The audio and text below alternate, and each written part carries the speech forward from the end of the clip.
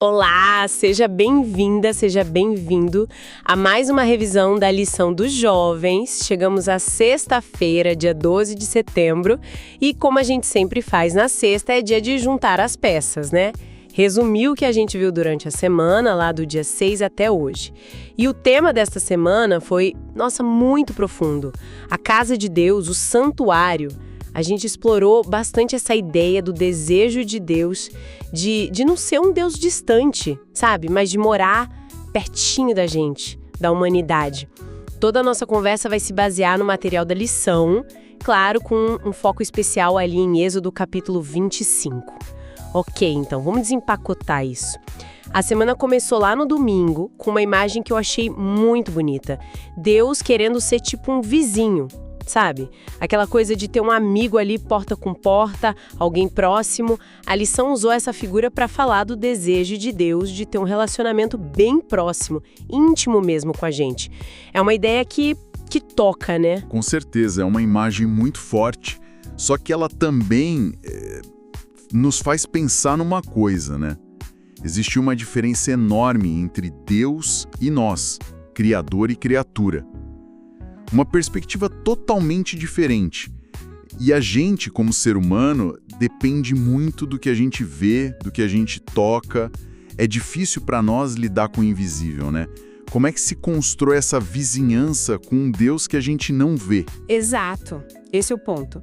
E a Bíblia está cheia de momentos em que Deus tenta diminuir essa distância, né? A lição relembrou lá as pragas no Egito, a travessia do Mar Vermelho, os 10 mandamentos no Sinai. Foram demonstrações de poder, sim, revelações do caráter dele, mas pelo jeito, para Deus, ainda faltava alguma coisa. Algo mais constante, mais presente no dia a dia mesmo. E é aí, nesse contexto, que surge a ordem para construir o santuário, lá em Êxodo 25. Foi um passo diferente, sabe? Qualitativamente diferente nessa busca por proximidade. E o fascinante aqui, que a lição destacou bem, é a forma como as ofertas para a construção deveriam ser dadas. Não era um imposto, né? Deus pediu contribuições voluntárias. Êxodo 25, verso 2, é bem claro. Receba de todo aquele que estiver disposto a dar de coração. Isso é, fundamental. A própria base da casa de Deus entre o povo seria um ato de vontade, de confiança, de entrega. Não uma obrigação. Verdade, essa questão da voluntariedade muda tudo, né? Não era uma taxa divina, era um convite para uma parceria mesmo, desde o comecinho. E isso leva a gente para o que a gente viu na segunda e na terça. A pergunta que não quer calar, por que Deus, o Criador de tudo, precisaria de uma casa feita por gente? A lição respondeu isso, mostrando 3 propósitos principais: revelar, ocultar e restaurar. Vamos ver cada um rapidinho. Primeiro, revelar. O próprio Deus disse lá em Êxodo 25.8, para que eu possa habitar no meio deles. Era para tornar a presença dele mais concreta, sabe? Para um povo que vivia muito pelo que via, ter uma tenda ali, um lugar físico, era um lembrete constante. Olha, mesmo que vocês não me vejam sempre, eu tô aqui, no meio de vocês. Faz todo sentido ele querer se revelar, mas aí vem o que parece o contrário, né? O segundo propósito, ocultar. Eu lembro logo daquela cena no Sinai, o povo morrendo de medo de ouvir a voz de Deus direto, pedindo para Moisés ser um intermediário. Lembra? Êxodo 20. Então o santuário permitia essa proximidade que Deus queria, mas ao mesmo tempo era como um véu, sabe? Protegendo o povo da intensidade total da glória dele. É como se ele dissesse, quero estar perto sim, mas de um jeito que vocês aguentem, que seja seguro para vocês. Mostra um cuidado enorme, né? Essa tensão entre querer estar perto e a nossa fragilidade. Exatamente. É um cuidado divino mesmo, adaptando a presença dele à nossa capacidade. E o terceiro propósito, restaurar. Talvez seja o coração da teologia do santuário. Todo aquele sistema de rituais, os sacrifícios, os símbolos, tudo aquilo apontava sem parar para o perdão dos pecados, para a possibilidade de consertar o relacionamento com Deus. O santuário era, na prática, um modelo vivo do plano da salvação. Um mapa mostrando como voltar para Deus depois que o pecado estragou tudo. Era um centro de reconciliação. E falando na estrutura física, tinha o lugar santíssimo, né? Descrito lá em Êxodo 26:33. Era o centro do centro, com a Arca da Aliança, as tábuas da lei, e a lição fez um contraste bem interessante com os templos pagãos da época. Os outros tinham ídolos, imagens dos deuses deles, mas o santuário de Israel não. Seguindo o Êxodo 20, nada de imagens. No lugar de um ídolo, o que habitava ali era Shekinah. Essa palavra hebraica para a presença visível, a glória manifesta de Deus. Precisamente. A Shekinah é a chave de tudo. Não era o ouro, nem a madeira, nem os tecidos que faziam o lugar ser santo. Era a presença real, palpável de Deus ali. É por isso que a reverência era tão exigida. Aquele incidente terrível com Nadab e Abiú, os filhos de Arão, que ofereceram fogo estranho e morreram na hora. Levítico 10, né? É um aviso sério sobre a santidade dali. O acesso ao lugar santíssimo era super restrito. Só o sumo sacerdote, uma vez por ano, no dia da expiação, com todo um protocolo. Levítico 16 explica isso. A reverência era tanta que Isaías 6 descreve os anjos cobrindo o rosto na presença de Deus. E essa centralidade da presença explica por que Deuteronômio 12 insistia num lugar único para a adoração. Era ali que o Deus verdadeiro morava com seu povo. E o que eu acho incrível é que Deus não só pediu essa excelência, Ele capacitou o pessoal para isso. A lição lembrou de Bezalel e Aholiabe. Lá em Êxodo 31, Deus encheu eles do Espírito Santo, deu sabedoria, entendimento, habilidade para trabalhar com tudo aquilo. Ouro, prata, pedras, madeira.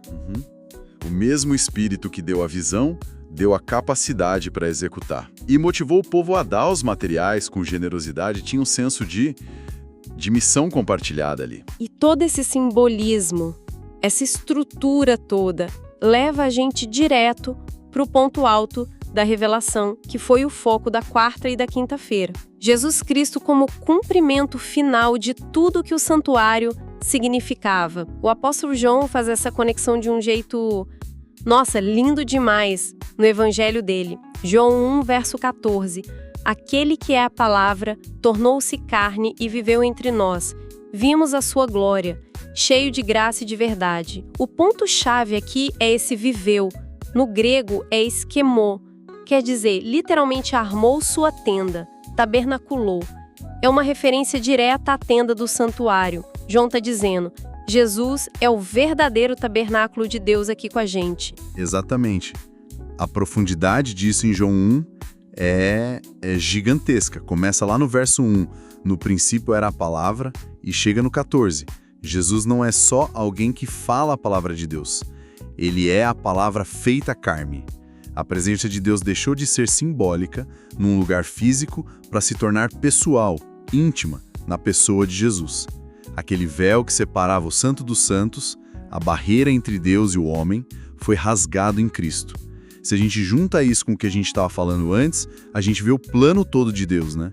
De estar simbolicamente perto, no santuário, para se tornar pessoalmente um de nós em Jesus. É o auge daquele desejo de ser vizinho. É impressionante mesmo. E a carta aos Hebreus vai ainda mais fundo nessa ideia de identificação. Hebreus 2, verso 11 diz: Pois tanto o que santifica Jesus como os que são santificados nós, todos vêm de um só. É por isso que Jesus não se envergonha de chamá-los de irmãos. E os versos 17 e 18 do mesmo capítulo reforçam isso. Por ter se tornado humano, ele entende as nossas fraquezas porque foi tentado como a gente, mas sem pecar. Ele não só morou entre nós, ele se tornou como nós para nos salvar por dentro. E voltando a Shekinah, a glória, a lição citou Ellen White, né? Uma frase muito forte sobre o nascimento de Jesus. A Shekinah se afastara do santuário, mas no menino de Belém encontrava-se oculta a glória diante da qual se curvam os anjos. Que coisa, né? A glória divina, antes escondida no lugar santíssimo, agora estava escondida na humildade de um bebê. Jesus é aquele para quem tudo no santuário apontava. Ele é o Cordeiro de Deus, o verdadeiro sumo sacerdote que Hebreus fala, o nosso intercessor que está lá à direita de Deus. Ele não só mostra a restauração, ele é a restauração. E entender Jesus como esse cumprimento dá uma luz nova para a reflexão de hoje, sexta-feira, sobre a glória do templo. A lição citou de novo Ellen White, dizendo que o tabernáculo de Moisés era só um pálido reflexo do santuário celestial onde Cristo está agora por nós. Sim. E essa mesma fonte, o Grande Conflito, fala uma coisa muito interessante sobre o segundo templo, o que foi reconstruído depois da Babilônia. Mesmo não sendo tão luxuoso quanto o de Salomão, ele teve uma glória maior. Por quê? Não por causa do ouro, mas porque Jesus esteve lá. O desejado de todas as nações andou por ali. Ele ensinando, curando. Aquilo era a verdadeira Shekinah, a glória de Deus morando entre o povo de forma física.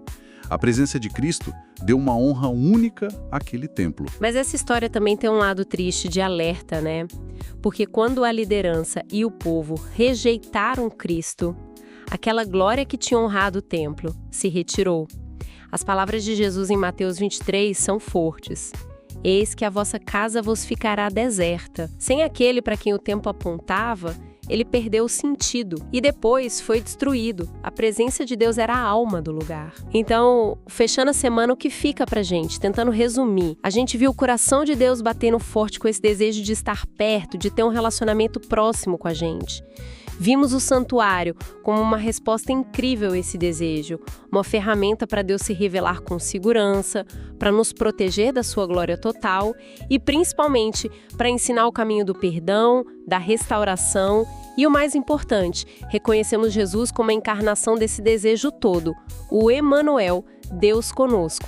Aquele que cumpriu e foi além de todos os símbolos do santuário. O simples fato de Deus ter se esforçado tanto para habitar no meio deles, como diz Êxodo 25:8, mostra o valor que ele dá para a gente. A gente não é qualquer coisa para ele. A primeira é de um professor que eu tinha, que falava o seguinte: as palavras não são impunes. Elas advogam a seu favor ou contra. E toda essa viagem do santuário até Cristo deixa a gente com uma pergunta bem prática para hoje, né? Isso levanta uma questão importante. Se Jesus é agora a verdadeira casa de Deus entre nós, o tabernáculo vivo, como é que isso muda a nossa busca pela presença de Deus? Será que a gente ainda fica procurando Deus só em lugares, em rituais, quando ele se fez tão acessível em Cristo? Como é que a gente pode, no dia a dia, viver o significado do lugar santíssimo, aquele lugar de comunhão íntima com Deus, prometido lá em Êxodo 25, pela nossa conexão com Jesus? Como é que a gente habita com Deus hoje, na presença de Cristo que prometeu estar conosco todos os dias? Fica aí pra gente pensar. Até amanhã no próximo estudo. Até mais!